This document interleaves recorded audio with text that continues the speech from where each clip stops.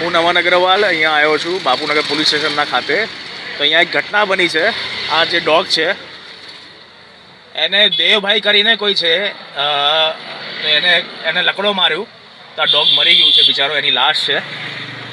બહુ નિર્મમ હત્યા કરી નાખી છે આ ડોગની, એવું કહેવાનું છે આપણે સરનું. સર, તમે કઈ સોસાયટીમાં રહો છો? ગવર્મેન્ટ કોલોનીમાં, અમર સિનેમાની સામે, બાપુનગર. અચ્છા, શું નામ છે તમારું? ગણપતભાઈ જોશી.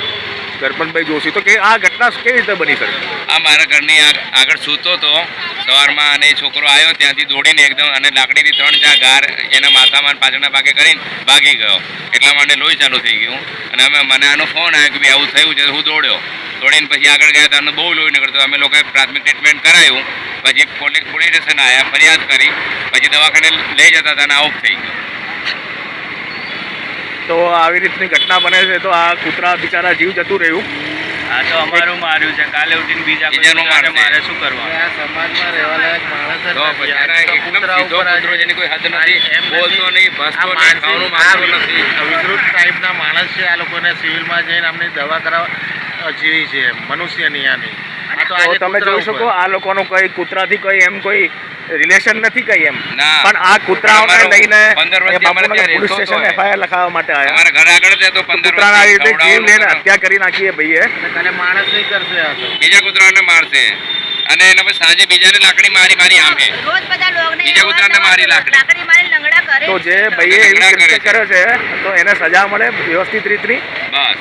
ને ન્યાય અને આપણે ન્યાય મળે. ડોગને ન્યાય મળે, બસ એ જ આપણી વીસ છે.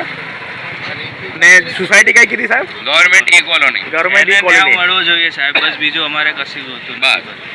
અમે આ ડોગના ન્યાય માટે સવારના લડીએ છીએ ને આના ન્યાય મળવો જ જોઈએ સાહેબ. અને અમારી સોસાયટીમાં રીતિક કરીને 10 જણા બોલાવતા હતા. 10 જણા બધાય અહીંયા ઋત્વિક સવાર સાંજ જમવાનું આલવાનું, અને જ્યાં કહીએ ત્યાં બેસી જાય, કોઈને ભાષે નહીં, બોલવાનું નહીં, કશું જ નહીં. ગમે તે માણસ આવે, અને 4 ઘરનું આપણું ધ્યાન રાખવાનું. સવારના આના ગાડીમાં દવાખાને લઈ ગયા, પોલીસ સ્ટેશનના ધક્કા ખાધા તો બી હજુ આને ન્યાય નહીં મળતો. આરોપીને હાજર જ નથી તો કરતા. આરોપી એટલે ગુસ્સામાં, એટલે ગુસ્સો કાઢવા માટે કૂતરાઓનું જીવ લેવામાં આવે છે. આ બહુ ખોટી વસ્તુ છે. તો આ જે વસ્તુ છે જેટલું હોઈ શકે લોકો શેર કરો ને આ કૂતરાને ન્યાય મળાવો. આ એ કૂતરો છે, એવા કેટલા કૂતરાઓ છે ને માણસ પણ મારતો છે. હશે. માણસને પણ આવી રીતે જોખમ છે. કૂતરાની વાત નથી.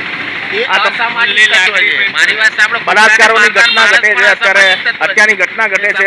આ નાની મોટી આ છૂટથી જ બને છે. લાકડી લઈને, અને એના પછી અમને ધમકીઓ આપે છે કે તમને રહેવા નહીં દઈએ, તમને મારીશું, ના ને તેન, ધંધો બંધ કરી દઈશું, ના ને તેન, એવી અમને ધમકીઓ આપે છે પાછા. તો જેટલું હોઈ શકે આટલું શેર કરો, આને પહોંચાડો, જે શકે આ કૂતરાને ન્યાય મળે.